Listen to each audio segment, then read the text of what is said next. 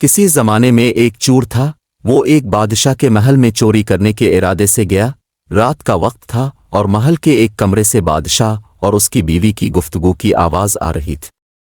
वो खड़े होकर सुआनने लगा, अगरचे ऐसा सानना गलत है, नाजायज़ है, चोरी है, लेकिन चोर तो चोरी ही करने आया था, तो उसे सुआनने में क्या चीज़ माने होती। आखिर वो चोर ही तो था। इस चोर ने साना के बादशाह अपनी बीवी से कह रहा है कि मैं अपनी बेटी की शादी ऐसे आदमी से करूंगा जो निहायत मुत्तकी और परहेजगार हो, बहुत अल्लाह वाला हो। जब चोर ये बात सुआन रहा था तो उसके दिल में ख्याल आया कि क्यों ना मैं कुछ ऐसा बनकर दिखाऊं कि बादशाह मेरे ही साथ शहजादी की शादी कर दे। दिल में एक हिर्स पैदा हो गई।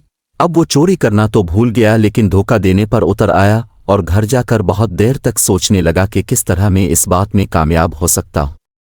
फिर एक तदबीर उसकी समझ में आई कि बादशाह के महल के करीब एक मस्जिद है, इसमें जाकर बुजुर्गाना लिबास पहनकर और उनकी वज़ाकत इख्तियार करके वहां दिन रात इबादत में मशगूल होकर बैठ जाऊं, तो शायद ये बात बादशाह तक ज़रूर पहुंचेगी कि कोई आदमी यहाँ ऐसा मुत्तकी परहेजगार है जो दिन रात अल्लाह की इबादत में मसरूफ़ है। तो हो सकता है कि बादशाह की निगाह मेरे ऊपर पड़ जाए और मैं शहजादी से शादी के लिए चुन लिया जाऊं। ये इस चोर का एक निहायत हकीर और जलील दुनियावी मकसद था जिसके लिए इसने ये इरादा किया। फिर इसने अपने प्रोग्राम के मुताबिक बुजुर्गाना लिबास व पोशाक वज़ाकत इख्तियार करके इस मस्जिद में जाकर नमाज़ों पर नमाजें, ज़िक्र व तिलावत, मुराक़बा सब शुरू कर लिया। दिन गुजरते रहे और लोगों में शोहरत होती गई कि कोई अल्लाह ले बहुत बड़े वली यहाँ आ गए हैं जो दिन रात इबादत करते हैं। यहाँ तक कि ये बात बादशाह तक पहुँच गई कि यहाँ कोई अल्लाह वाले आकर बैठे हैं, जवान, ज़ुहदो इबादत में लाजवाब, तक़ू व तहारत में बेनज़ीर। जब बादशाह को ये बात मालूम हुई तो उन्होंने अपने इरादे के मुताबिक गौर व फ़िक्र शुरू कर दिया कि शहजादी के मुतालिक जो सोचा था उसके लिए इसी का इंतखाब क्यों ना कर लिया जाए। बादशाह ने इस सिलसिले में गुफ्तगू के लिए अपने वज़ीर को भेजा। वज़ीर इस शख्स के पास मस्जिद पहुंचा और बादब होकर इससे कहा कि मैं आपकी खिदमत आलिया में बादशाह की तरफ से एक पैगाम लेकर आया हूं।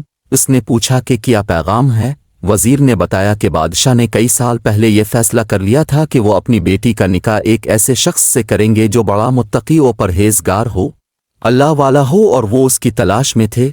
इन जो नज़र गई तो नज़र इंतखाब अब पर आकर रुक गई है, लिहाजा बादशाह ने मुझे भेजा है कि इस सिलसिले में अब से गुफ्तगू करूं।